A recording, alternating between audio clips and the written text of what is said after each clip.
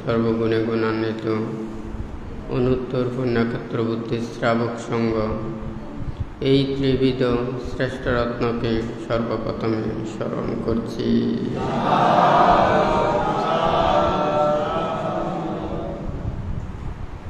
দুধাঙ্গ কুটিরে উপস্থিত অত্র দুধাঙ্গ কুটিরে সংশ্লিষ্ট দায়ক দায়িকা উপাসক উপাসিকা তথা বিভিন্ন জায়গা হতে যাহারা সমবেত হয়েছেন, আপনাদের উদ্দেশ্যে কিছু ধর্মোপদেশ প্রদান করার প্রারম্ভে প্রত্যেকের প্রতি মৈত্রীপূর্ণ আশীর্বাদ জানাচ্ছি।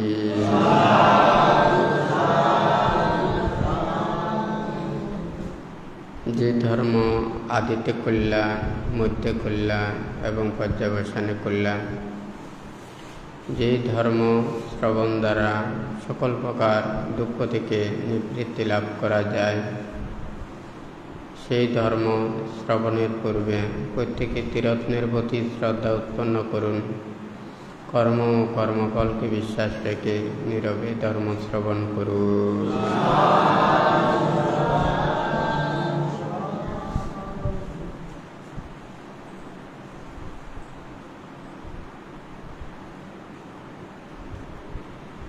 গত শুক্রবারে কিছু বান্তে দেশনায় বলেছিলেন,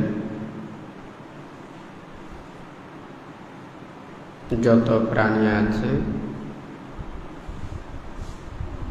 প্রায় প্রাণী দিনে আনে দিনে ওরা গ্রহণ করে, তাহাদের মধ্যে কোনো ধনী গরিব এগুলো কোনো পার্থক্য নেই। অথচ আমরা মানুষের মধ্যে ধনী গরিব এগুলো আমরা পার্থক্য করি। অন্য প্রাণীরাও শব্দ করে, ওনারাও কথা বলে, মনের ভাব প্রকাশ করে, কিন্তু তাহাদের মধ্যে মূর্খ নেই। কিন্তু আমাদের মানুষের মধ্যে মূর্খতা রয়েছে। অন্য প্রাণীরা তারাও কথা বলে, শব্দ করে, তাহাদের মধ্যে মিথ্যাবাদী নেই, কিন্তু আমরা মানুষের মধ্যে মিথ্যাবাদী দেখা যায়। এই কথাটা বলার অর্থটা হচ্ছে, আমরা মানুষদেরকে ভালোও আবার বানাই, খারাপও আমরা বানাই। নীতিও আমরা করি, আইনও আমরা করি, আবার আইনও আমরা ভাঙি। হয় নাকি না? অন্যান্য প্রাণীর মধ্যে এতগুলো আইন নেই, কিন্তু তাদের মধ্যেও অনেকটা শৃঙ্খলা আছে। কিন্তু আমরা নিজেরাই আবার আইনও করি, আবার নিজেরাই ভঙ্গ করি। নিজেরাই মানুষদেরকে ভালো বানায়, আবার খারাপও বানায়। এখানে পানির যেমন স্বাধীনতা নেই, পানি সবসময় নিচের দিকে যেতে চায়। তো যেদিকে ওনারা ড্রেন করে দেয়, ঠিক সেই দিকে পানিটা যায়। তা আমাদের মনের মধ্যেও যদি সৎ চেতনা, সৎ মানসিকতা যদি আমাদের উৎপন্ন হয়, আমরা সেই সৎ মনের চিন্তা দ্বারা আমরা ভালো কাজ করি, ভালো কর্ম করি। তো এখানে এটাও আমাদের মন থেকে উৎপন্ন হতে হয়। পারিপার্শ্বিক, সামাজিক, দেশ, সমাজ, রাষ্ট্র, পরিবেশ পরিস্থিতিকে মোকাবেলা করার জন্য অনেকেই ভালো থাকতে পারে না, আবার খারাপের দিকে যায়। এখানে বুদ্ধ আমাদেরকে যেভাবে উপদেশ দিয়েছেন, এটাও একটা আলাদা একটা জগতের মতো। যেমন মনে করেন, সবাই যখন অসুস্থ হয় চিকিৎসা করে, কেহ অ্যালোপ্যাথিক চিকিৎসা করে, কেহ হোমিওপ্যাথিক চিকিৎসা করে, কেহ কবিরাজি, হার্বাল জাতীয় এগুলো চিকিৎসা করে। দেখা যায় এখানে যে এই রোগের চিকিৎসা করুক না কেন, তত অনুযায়ী যদি ওষুধটা হয়, তাহলে সে যে পদ্ধতিতে অবলম্বন করুক না কেন তাহারা সুস্থ হয়। এই কায়কে ঠিক করার জন্য, অসুস্থতা এগুলোকে নিরাময় করার জন্য ওষুধ সেবন করে। বুদ্ধ যা কিছু আমাদেরকে উপদেশ দিয়েছেন, শিক্ষা দিয়েছেন, এটা মনোজগতের ওখানে পরিশুদ্ধ করার জন্য আমাদেরকে উপদেশ দিয়েছেন। যে কোনো মানুষ ভালো কাজ করে, খারাপ কাজ করে, এগুলো মন থেকে উৎপন্ন না হলে কোনো মানুষ এই ভালো খারাপ এগুলো করতে পারে না। যে এগুলো মনের মধ্যে এটা উৎপন্ন হতে হয়। আপনারা প্রত্যেকেই বাগান করেন, চাষবাস করে, যারা জমি আছে, যারা চাষ করে, ফসল ফলায়, ওনারা মনে মনে একটা চিন্তা করেন, আমি এখন কোন ফসল ফলাবো, কোন ফসল ফলালে আমার বেশি লাভবান হবে, উপকৃত হবে। ওনারা মনে একটা চিন্তা করেন, মৌসুমের কথাটা চিন্তা করে, আবহাওয়ার কথাটা চিন্তা করে, পরিস্থিতির কথাটা চিন্তা করে। তখন দেখা যায় নিজেরা একটা সিদ্ধান্ত নিয়ে ওখানে তত অনুযায়ী ফসল ফলাইয়ে ওনারা ওখান থেকে ফল পায়, লাভবান হয়। এখানেও ঠিক তদ্রূপ আমাদের জীবনের মধ্যেও বুদ্ধও এটা একটা নির্বাণ এবং মুক্তির আধ্যাত্মিক পারমার্থিক বিষয়ে একটা বাগান সৃষ্টি করেছেন। এটা এমন একটা বাগান, এমন একটা জগৎ, যেই জগতের মধ্যে ওখানে কোনো মারামারি, হানাহানি, হিংসা এখানে কোনো কিছু নেই। এখানে যত বেশি এদিকের দিকে যাবে তারা শান্ত হয়ে যাবে, শান্ত হয়ে যাবে, ভদ্র, নম্র।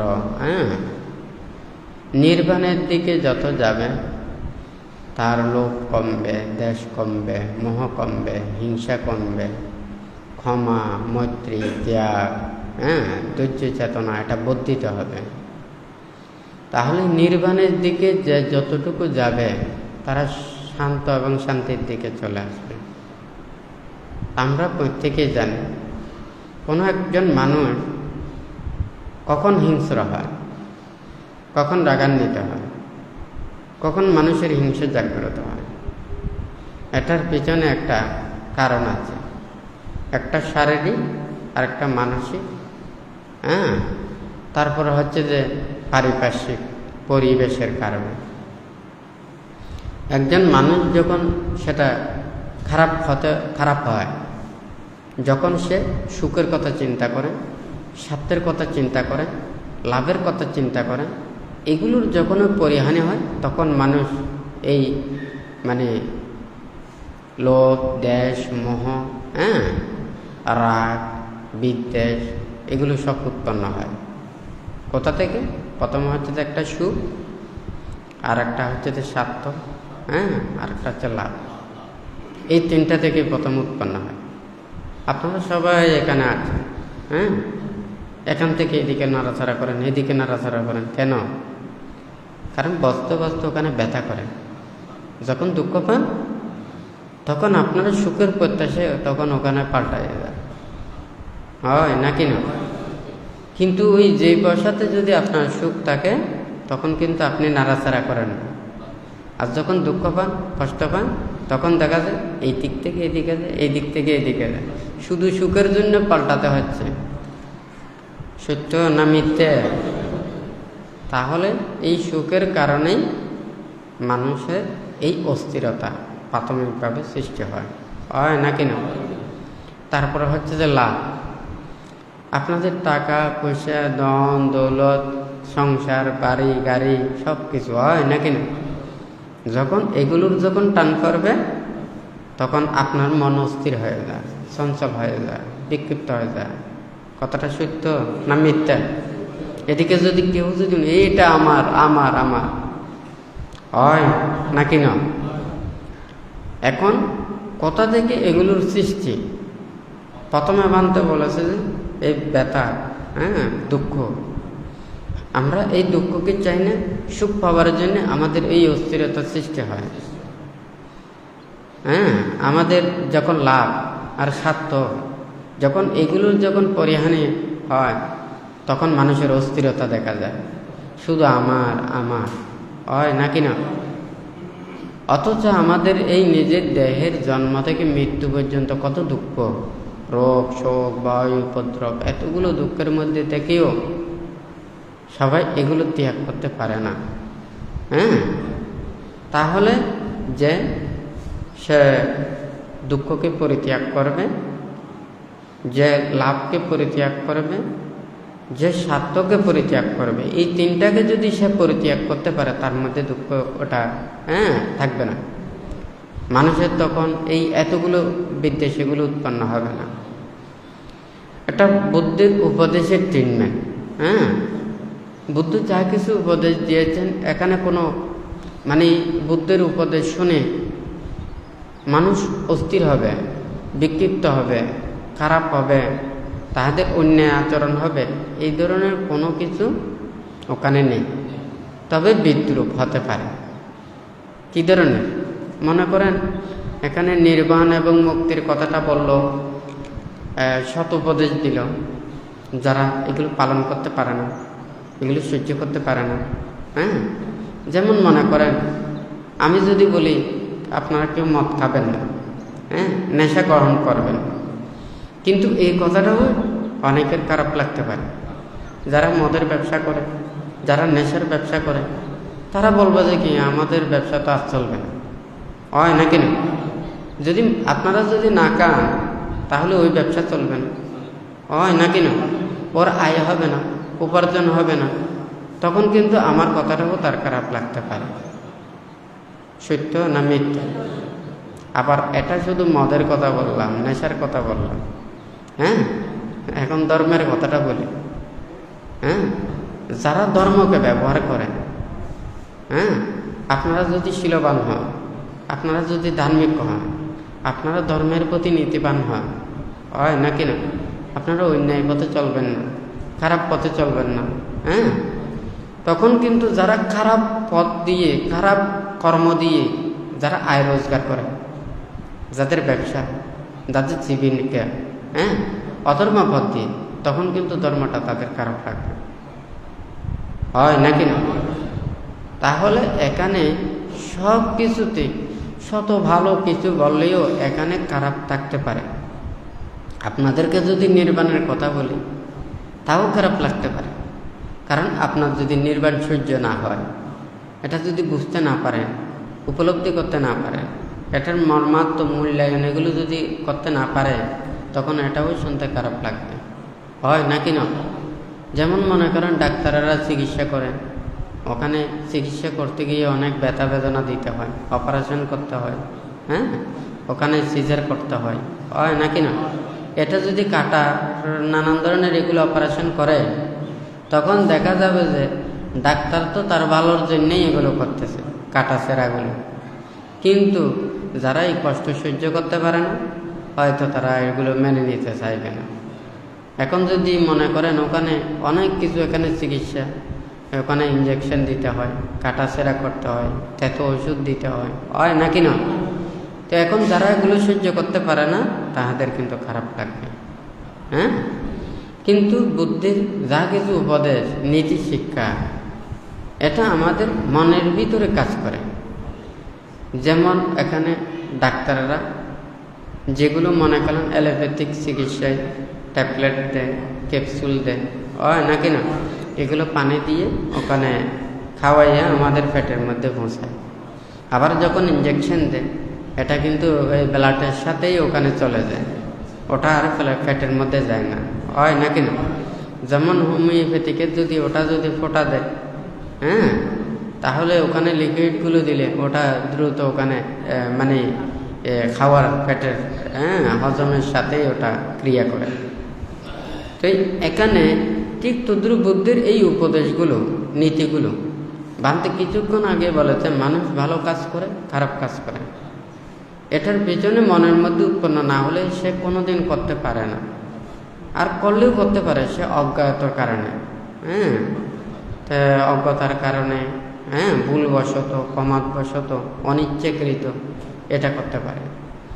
আর যদি তার মনের মধ্যে যদি কোনো খারাপ চেতনা যদি ওইভাবে না থাকে, তাহলে সেই মানুষ কোনোদিন ওইভাবে খারাপ করতে পারে না। এখন বুদ্ধ ওখানে ট্রিটমেন্ট দেয় এটা মেন্টালি ভাবে, মনের ভিতরে। আর একটা হচ্ছে যে এটা কায়কে সংযম করে, বাক্যকে সংযম করে। মনকে এখানে দেহের মধ্যে দেখা যায় না। দেহটাকে ধরতে হলে আপনার দেহ মানে এই হাত পা শরীরটাকে ধরতে হবে। আপনি যদি মনে করেন এটা অন্যায় করেছেন, অপরাধ করেন, এটা আমার মনের কোনো ইচ্ছা নেই, সে বলবে যে কোনো অসুবিধা নেই, আপনার মনের ইচ্ছে নেই, আপনিও করেন না, কিন্তু এই দেহ দ্বারা তো এই অন্যায় কাজটা সম্পাদন করেছে, সেই জন্য আমার এই দেহটাকে শাস্তি দিতে হবে, হয় নাকি না? তাহলে বুদ্ধও কিন্তু এখানে কায়কে শুদ্ধ করার জন্য নীতি দিয়েছেন, বাক্যকে শুদ্ধ করার জন্য নীতি দিয়েছেন, এবং মনটাকে সংযমিত রাখার জন্যও এখানে উপদেশগুলো দিয়েছেন। তাহলে কিন্তু একজন মানুষ চলতে হলে তাকে তো কাজ করতে হবে, সে চাকরি বাকরি করতে হবে, ব্যবসা বাণিজ্য করতে হবে, যে কোনো মানে আয় উপার্জনের কর্মটা করতে হবে। এটা হচ্ছে যে সম্পূর্ণ সাংসারিকের জন্য, হয় নাকি না?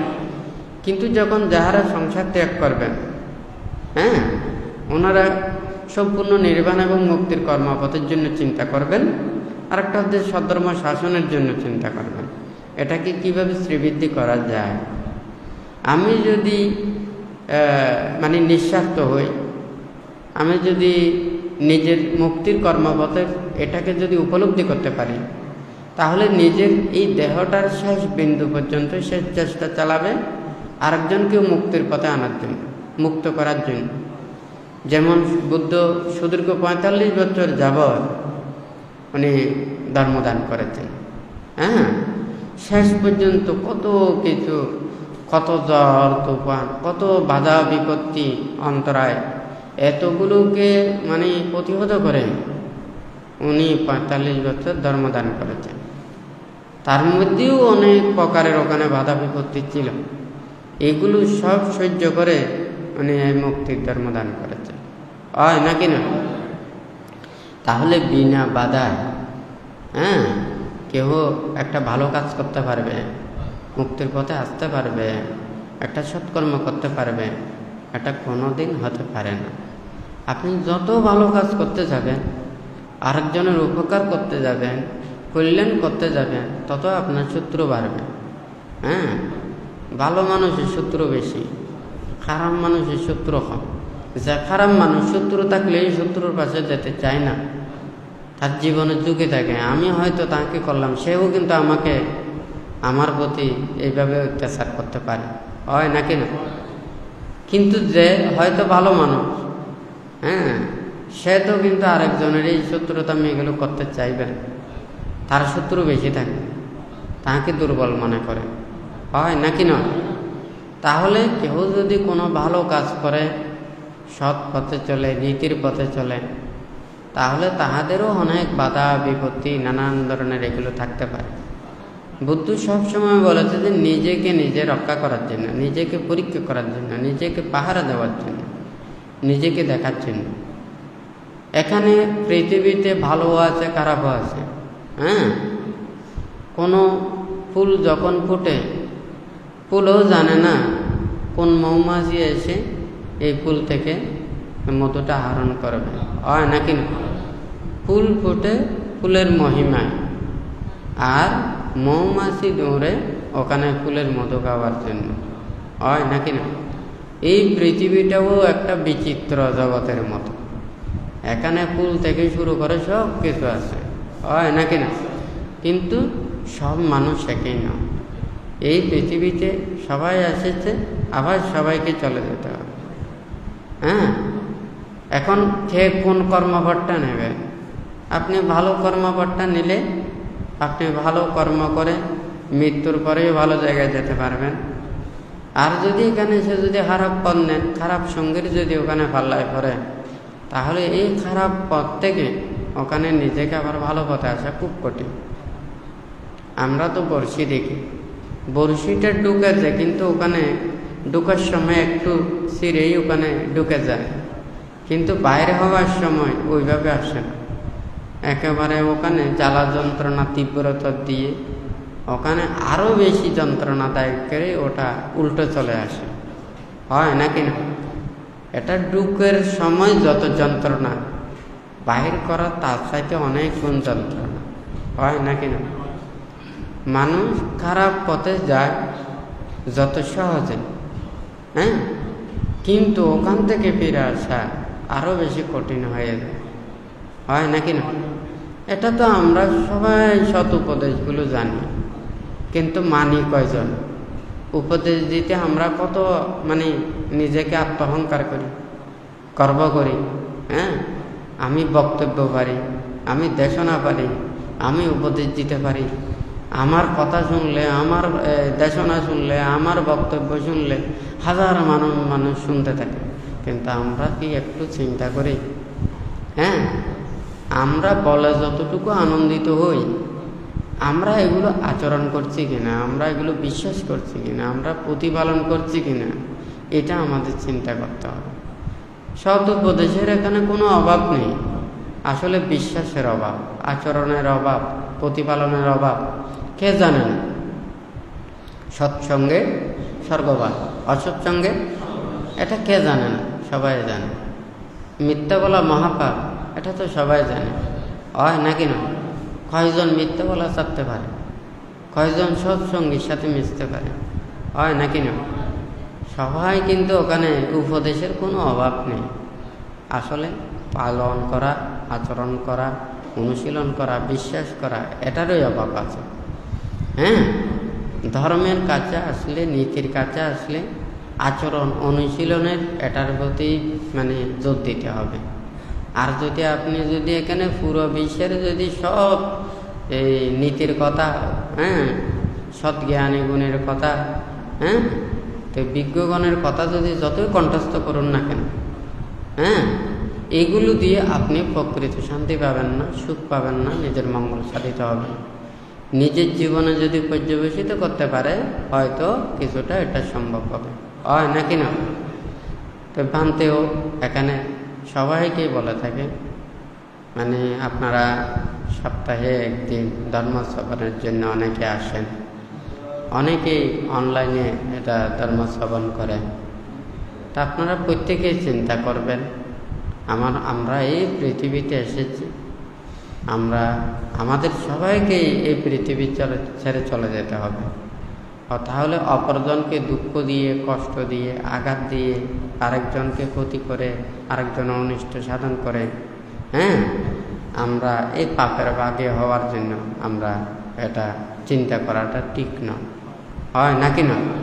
বান্ধে প্রথমে এই তিনটা কথা বলেছেন, একটা হচ্ছে যে সুখ, দুঃখ, আর একটা হচ্ছে যে লাভ, আর একটা হচ্ছে স্বার্থ। হ্যাঁ, এই তিনটাকে যদি আপনারা মনের ভিতর থেকে যে যতটুকু পরিত্যাগ করতে পারবেন, হ্যাঁ, ততটুকু আপনি মুক্তির পথে আসতে পারবেন, ভালোর পথে আসতে পারবেন, কল্যাণের পথে আসতে পারবেন, আপনি ঊর্ধ্ব দিকে আসতে পারবেন। নিচের দিকে আপনার কোনো সময় অবনতি হবে না। হ্যাঁ, তাহলে আমাদেরকে প্রত্যেকে আমরা জানি কার মনের ভিতরে কতটুকু ভাব আছে, কতটুকু হিংসা আছে। আপনি যতটুকু ওখানে উপরের দিকে যাবেন, আপনার ভালো হবে না, আপনি হিংস্রই হয়ে যাবেন। হ্যাঁ, তুই বুদ্ধ ওখানে বানতে আমাদেরকে ওখানে মুক্তির কর্মপথে, শান্তির কর্মপথে দেখার জন্য এই ব্রহ্মচর্য জীবনের কথাটা বলেছে। ব্রহ্মচর্য জীবন ধনীও না, গরিবও না। হ্যাঁ, ওনাদের দানটা হচ্ছে যে শীল, ওনাদের শীল সমাধি প্রজ্ঞাটাই হচ্ছে যে ওনাদের দান। কিন্তু আপনারা পার্থিব জগতের আপনাদের দানটা কি? টাকা পয়সা, ধন দৌলত, যার যত বেশি সম্পত্তিগুলো আছে আপনারা তত ধনী মনে করেন, হয় নাকি না? এখন কিছুক্ষণ আগে বললাম তো, আপনারা যখন ওখানে সুখের জন্য দুঃখ একটু হলে খানিক এদিকে খানিক এদিকে, এই নাড়াচাড়ার মধ্যে যেমন থাকতে হয়, এই লাভ স্বার্থ যখন আপনাদের একটু যখন বেশি হবে তখন ওই দিকে দূর দেবে, আর যখন ক্ষতি হবে তখন ওই দিক থেকে আপনারা সরে যাবেন। এই লাভ স্বার্থ, এই দুঃখ, এগুলোর পিছনে যখন ছুটবেন তখন দেখা যাবে যে আপনার হিংস্রতা এটা দিন দিন বর্ধিত হবে, এটা কোনো দিন কমবে না। বুদ্ধ আত্মমুক্তির কর্মপথেই দেখেছে যে যারা দুঃখকে দর্শন করতে পেরেছে, যারা এই লৌকিকতা পরিত্যাগ করে পারমার্থিক জগতের জন্য যাহারা চিন্তা করেন, তাহারাই একমাত্র এই মুক্তির পথে আসতে পারে। আসলে দেখুন, এই পৃথিবীতে সবচাইতে সুখী কারা? যারা টাকা পয়সা, ধন দৌলত, প্রভাব প্রতিপত্তি যারা যত বেশি আছে, আসলে তারা সুখী না, তারা দুঃখী। কিন্তু তবু এই দিক থেকে কেউ পিছনে যেতে চায় না। কেন? কারণ আমরা মানুষের উপরে উঠতে চাই, মাথার উপরে তো উঠতে পারে না। মুখের জোর, গায়ের জোর, ক্ষমতার জোর, নাকি না? শুধু মানুষের উপরে কিভাবে উঠবে? এই চেতনাটা পরিত্যাগ করতে হবে। এটা যদি পরিত্যাগ করতে না পারে, মানুষের মধ্যে কোনোদিন প্রকৃত শান্তি আসবে না, প্রকৃত সুখ আসবে না। কারণ তিলকেও তাল বানানো যায়, তালকেও তেল বানানো যায়। আপনি যদি এটা চিন্তা করেন, আপনি অন্যায় করেন, অপরাধ করেন, ভুল করেন, আপনি নির্দোষ প্রমাণিত করতে চান, আপনি সাধু প্রমাণিত করতে চান, আপনি ভালো প্রমাণিত করতে চান, আপনি সবসময় শুধু মিথ্যার আশ্রয় গ্রহণ করবেন, তাহলে আপনি মিথ্যাকে সত্য প্রমাণিত করার জন্য আপনার অনেক কিছু ওখানে নানান ধরনের এগুলো মিথ্যার আশ্রয় গ্রহণ করতে হবে। আর আপনি যদি সত্যকে সত্য, মিথ্যাকে মিথ্যা ধারণ করতে পারেন মনের ভিতরে, তাহলে আপনার মনের মধ্যে কোনো পাপ থাকবে না, আপনি মিথ্যার আশ্রয় নেবেন না। এখন যদি মনে করেন পুরো পৃথিবীতে সবাই মিথ্যার আশ্রয় গ্রহণ করছে, তাহলে আমাকেই মিথ্যার আশ্রয় গ্রহণ করতে হবে। এখানে তো কোনো জায়গায় কোনো আইনে ওখানে নেই। যারা মিথ্যার আশ্রয় গ্রহণ করে আসলে তাদের কোনো ওখানে কোনোদিন ওখানে উন্নতি হবে না, লৌকিকতা এটা হবে। আপনি হিংস্র হলে আপনি পুরো পৃথিবীটাও নিতে পারবেন। আপনি মানুষকে ফুঁড়ার মতো মনে করেন না, পিঁপড়ার মতো মনে করেন না, পশু পাখির মতো মনে করেন না। আপনি তখন হিংস্র যখন হয়ে যাবেন, আপনার আশেপাশে কেউ থাকবে না, আপনি পুরো পৃথিবীও জয় করতে পারবেন। এই জয় ওখানে থাকবে না। মানুষের মন জয় করতে চাইলে মনের ভিতরে মনটা দিতে হবে, নাকি না? আপনি যদি ভয় করে, আপনি যদি আরেকজনকে আঘাত দিয়ে, কষ্ট দিয়ে, দুঃখ দিয়ে যদি জয় করাতে চান, এই জয় আপনার টেকসই হবে না। এই ভয় দিয়ে মানুষের সব কিছু ওখানে হয় না। তবে একটা কথাই বলে, মার কেনাকে ভূতেও ডরায়, নাকি না? তুই আসলে হতাশিত ওখানে যখন আল চাষ করে, যখন ওখানে যেই গরু দিয়ে হাল চাষ করে, গরুগুলো ওখানে মর্যাদা অমর্যাদা এগুলো চিনে না, মান সম্মান চিনে না, ভালো খারাপ চিনে না, চিনে ব্যথা কষ্ট, নাকি না? যখন মার দেয় তখন ওটা হাঁটে। মানুষের মধ্যেও যাদের মধ্যে মনে করেন এই হিতাহিত জ্ঞান নেই, আত্মমর্যাদা নেই, বিবেকবোধতা নেই, জ্ঞান ওটা চিন্তা করে না, আত্মমর্যাদা চিন্তা করে না, আত্মসম্মান চিন্তা করে না, নাকি না? ভান্তে কিছুদিন আগেও যা বলেছে, লজ্জাহীনকে অপমান করা মানে নিজে অপমানিত হওয়া, নাকি না? আমরা মানুষের মধ্যে প্রত্যেকে পোশাক পরেছি কেন? লজ্জা নিবারণের জন্য। আর লজ্জা না থাকলে এই পোশাকেরও কোনো প্রয়োজন নেই, নাকি না? এতগুলো ওখানে গার্মেন্টসে এতগুলো কাপড় বানায়, নাকি না? সবাই এত কষ্ট করে, এত হাজার হাজার লক্ষ লক্ষ কোটি কোটি টাকা খরচ করে, হয় নাকি না? অন্যান্য প্রাণীদের মধ্যে লজ্জাও নেই, গার্মেন্টসও ওখানে প্রয়োজন হয় না, পোশাক আশাকও এগুলো প্রয়োজন হয় না, হয় নাকি না? আমরা নিজেদের হয়তো দেহের এগুলোকে দেখতে খারাপ লাগে, সেজন্য আমরা এটাকে লজ্জাবোধ করি। আমরা কিন্তু যখন অন্যায় করি, অপরাধ করি, খারাপ কাজ করি, তখন কিন্তু আমাদের লজ্জা লাগে।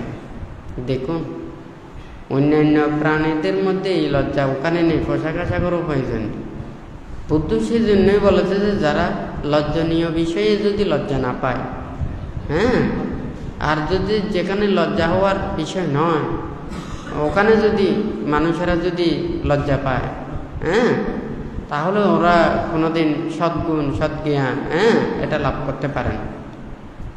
যেটা লজ্জার বিষয়ে আমাদেরকে লজ্জা পেতে হবে, যেটাতে লজ্জা না পাওয়ার বিষয়ে ওখানে লজ্জা না পেতে হবে, তাহলে আমরা ভালো কাজ করতে পারবো, কল্যাণ কাজ করতে পারবো, নাকি না?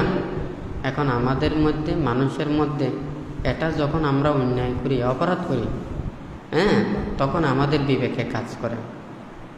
আমরা যখন অন্যায় অপরাধ করি, এটা যখন মানুষেরা জানবে, মানুষেরা শুনবে, আমাকে নিন্দা করবে, আমাকে তিরস্কার করবে, আমাকে খারাপ ভাববে, তখন সেই মানুষ খারাপে মিথ্যার আশ্রয় গ্রহণ করে, হয় নাকি নয়? ভাঙতে বলে যে যারা এই যেমন সাপ, মানুষের কোনো রক্তও খায় না, মাংসও খায় না, তবু মানুষকে ছোবল মারে। কেন মারে? ভয়ে। কারণ সে ভয়েই কিন্তু ছোবল মারে। আসলে আমাদের কোনো রক্তও খায় না, মাংসও খায় না।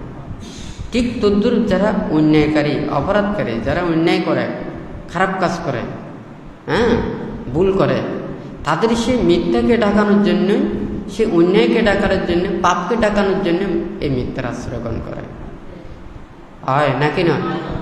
আপনারা যদি কেউ যদি অন্যায় করে, অপরাধ করে, আপনারা যদি তাকে যদি বলেন, সে কিন্তু ক্ষিপ্ত হয়ে যায়। কিন্তু যে মানুষ অন্যায় কিন্তু অপরাধ করে না, সেই মানুষকে যখন যদি আপনারা অপরাধী করেন, সে আর বলার কোনো কিছু থাকে না, সে মনের কষ্ট, বেদনা, দুঃখ এগুলো অনুভব করে, হয় নাকি না? আমরা তো নিজের কথা সবাই বলি, মানির অপমান বজ্রাঘাত তুল্য, হয় নাকি না?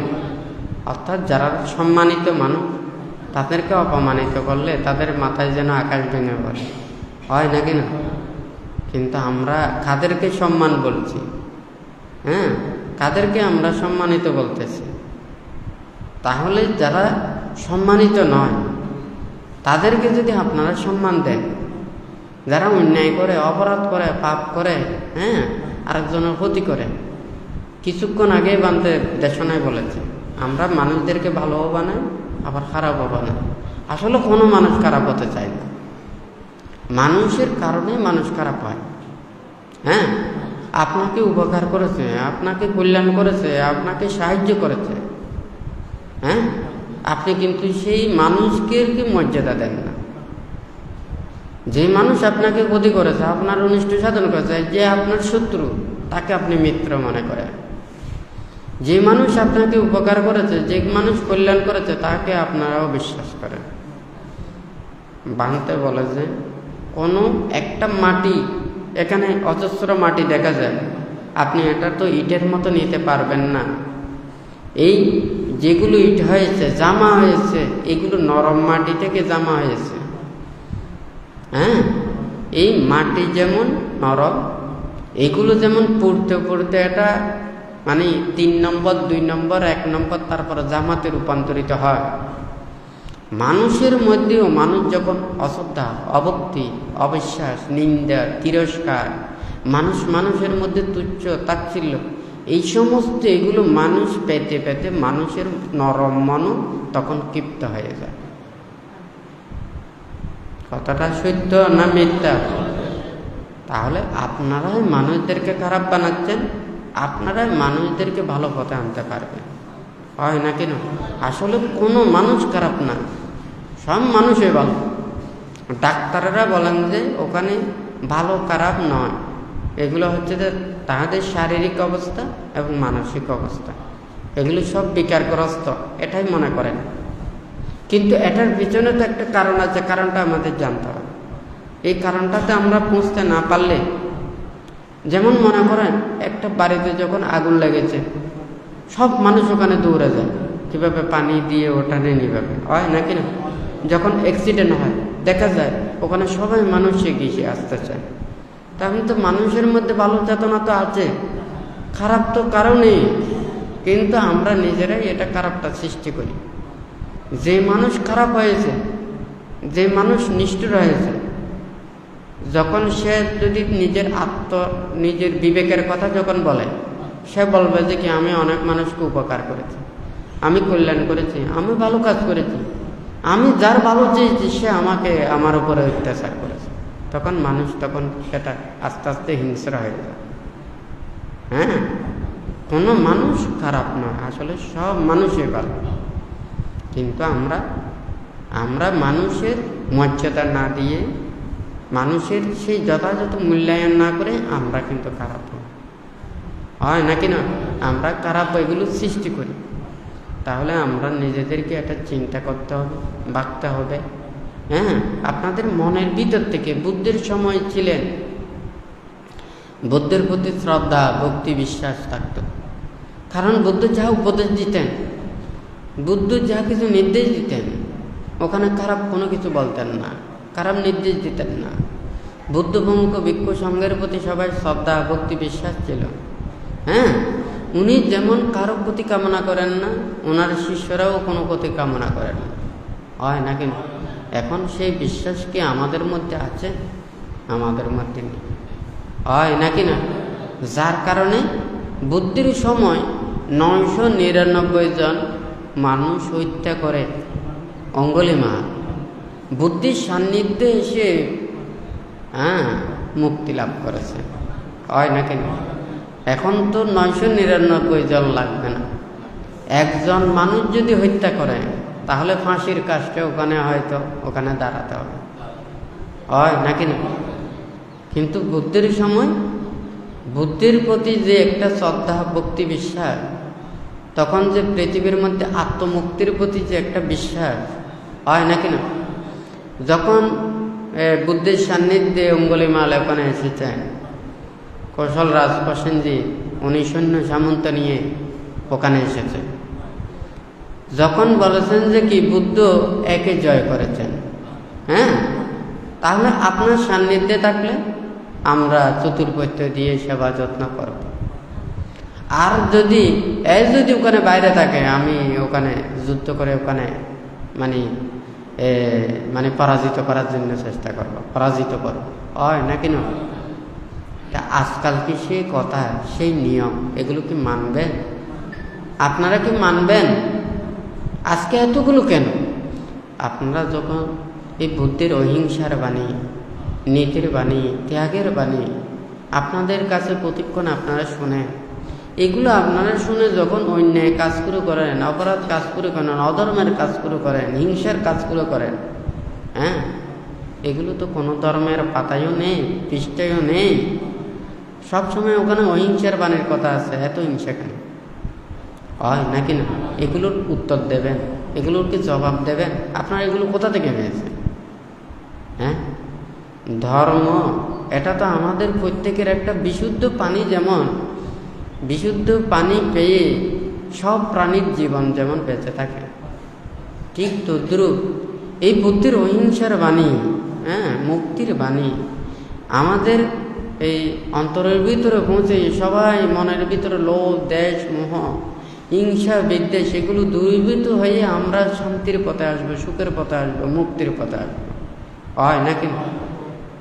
বানতে সেই জন্য এখানে বলি, আপনারা যে যেখানে থাকুন না কেন, যে গ্রামে থাকুন না কেন, আপনারা যদি বৌদ্ধ বলে বুদ্ধির নীতি আদর্শকে ধারণ করবেন, হ্যাঁ, ধর্মকে এইভাবে অন্যায়ভাবে গ্রহণ করে, হ্যাঁ, সমাজ, দেশ, রাষ্ট্রে, হ্যাঁ, পরিবারের মধ্যে অধর্ম আচরণ এগুলো করবেন।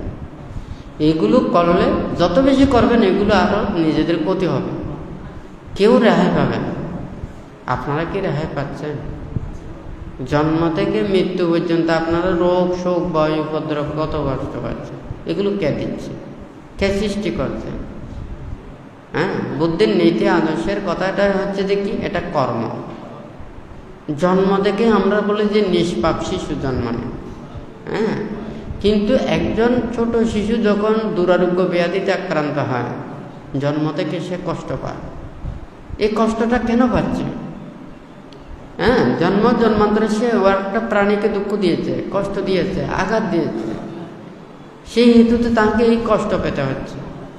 হ্যাঁ, তাহলে যতদিন পর্যন্ত বেঁচে থাকে আমৃত্যকাল পর্যন্ত, হ্যাঁ, মানে ছোট থেকে শিশু থেকে বৃদ্ধ পর্যন্ত, তাহলে এই কর্মের বিভাগ সবাইকে ভোগ করতে হবে, হয় নাকি না?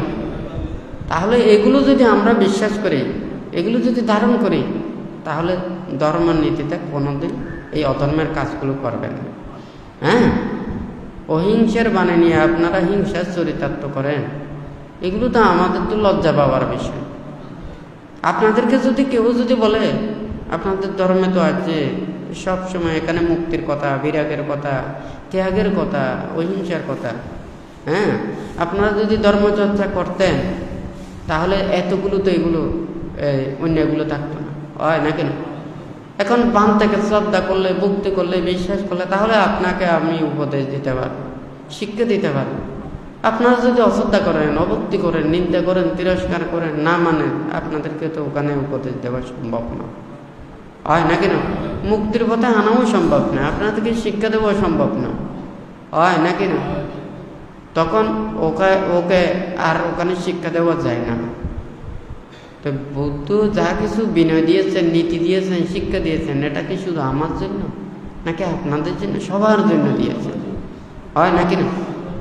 পালন করতে পারলে পালন করবেন, কিন্তু উল্টাপাল্টা বলে শুধু নিজেকে পাপ বাড়াইয়ে কোনো লাভ নেই, হয় নাকি না? যে যত বেশি ধর্ম চর্চা করবেন আপনার তত বেশি মঙ্গল হবে, ভালো হবে, কল্যাণ হবে, হয় নাকি না? এই দিকে দুর্লভ মানব জন্ম লাভ করে আপনি ভালো কাজ করতে পারছেন না, শীলও পালন করতে পারছেন না, ধর্মচর্চাও করতে পারছেন না, হ্যাঁ, ধর্মের পরিহানি কেন করবেন, হয় নাকি না? আর যদি আপনারা ধর্ম নীতিতে যদি চান তাহলে আপনাদেরকে শিক্ষা দিতে পারে, অধর্ম চর্চা করে কোনো লাভ নেই। হ্যাঁ, ধর্মের কাছে আসবেন, ধর্মের কাছে এসে যদি আপনি অন্যায় করেছেন, অপরাধ করেছেন, আপনারা প্রত্যেক দিন শিল নেন কেন? এটা হচ্ছে যে কি অধিষ্ঠান করা, সংকল্প করা, বুদ্ধের কাছে মাথা নত হওয়া। আমি অন্যায় করেছি, অপরাধ করেছি, হ্যাঁ, আমি যা অন্যায় অপরাধ করেছি হয়তো এটার পাপের বিভাগ ভোগ করতে হবে, কিন্তু বুদ্ধের কাছে কমাসি আবার পঞ্চশীল গ্রহণ করে, হয় নাকি না? একটা জিনিস যখন দেখা যায় এটা জোড়া তালে দিয়ে ব্যবহার করা যায় পর্যন্ত ওটা রাখে, যখন দেখা যায় এটা জোড়া তালে দিয়েও ব্যবহার করা যায় না, ওটা ফেলে দেয়।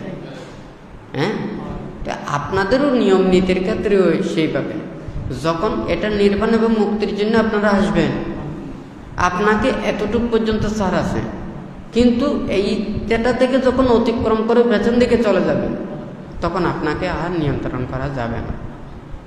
এখন তো এখানে বৌদ্ধ পরিবারে জন্ম নিলে আপনারা বৌদ্ধ নাম একটা পাচ্ছেন, কি আপনারা ধর্ম কি বৌদ্ধ, বুদ্ধ তো এই ধর্ম বলে নাই। হ্যাঁ, জন্মসূত্রে আপনি বৌদ্ধ হয়ে গেছেন, হ্যাঁ, বুদ্ধের পূজারী হয়ে গেছেন, এটা তো নয়। যারা তীরত্নের প্রতি শ্রদ্ধাশীল, হ্যাঁ, ভক্তি বিশ্বাস আছে, ওনারাই হচ্ছে যে ওখানে বৌদ্ধ হয় নাকি না? এখন তো কি বলবেন, এখানে বিশ্বাস না করেছে তারাও বৌদ্ধ বলে, আবার বিশ্বাস করেছে তারাও বৌদ্ধ বলে। এই পেশালের কারণেই তো এই গণ্ডগোলগুলো। হ্যাঁ, প্রকৃত বৌদ্ধ হতে হবে অহিংসা মৈত্রী ত্যাগের মাধ্যমে, হয় নাকি না? তো যাই হোক, আগামী শুক্রবার রাঙ্গুনিয়া মরিয়মনগরে ঘুমাইবিলে বুদ্ধ মাতাতু চৈত্যে আগামী শুক্রবার দানোত্তম শুভ কঠিন শিবর দান। তো এই মানে বৃহস্পতিবার 16 তারিখ, ওই দিন 500 জন বৌদ্ধ কুলপুত্রকে পপর্যা প্রদান করা হবে। তো ভান্তে দূতাঙ্গ কুটির হতে আগামী 16 অক্টোবর বৃহস্পতিবার দুপুর 12টায় এখান থেকে রওনা হবেন। ওখানে পরবর্তী বুধবার অর্থাৎ 22 তারিখ ওখানে সমাপনী প্রোগ্রাম। আর 23 তারিখ যারা প্রব্রজিত হবেন ওনারা সকালে কাপড় পরিত্যাগ করবেন। আর 23 তারিখ বৃহস্পতিবার ওই দিন বিকাল 4টায় আদারমানিকের সদ্দরমালো ভাবনা কুটিরের উদ্দেশ্যে ওখানে রওনা হবেন। ওখানে 24 তারিখ দানোত্তম শুভ কঠিন জীবদান ওখানে বানতে থাকবেন। তো ওখান থেকে বানতে আবার দূতাঙ্গ কুটিরে আসবেন।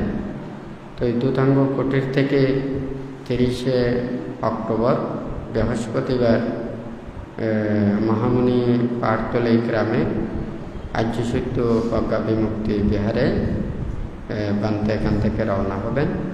ওখানে 31শে অক্টোবর শুক্রবার আর্যসূত্য প্রজ্ঞা বিমুক্তি বিহারে কঠিন জীবন দান হবে। তো বানতে আগামী এই অক্টোবর মাসের বান্তের এখানে বিভিন্ন জায়গায় প্রোগ্রাম এবং কোন তারিখে কোথায় যাবেন সেটা এখানে বান্তে ঘোষণা দিচ্ছেন।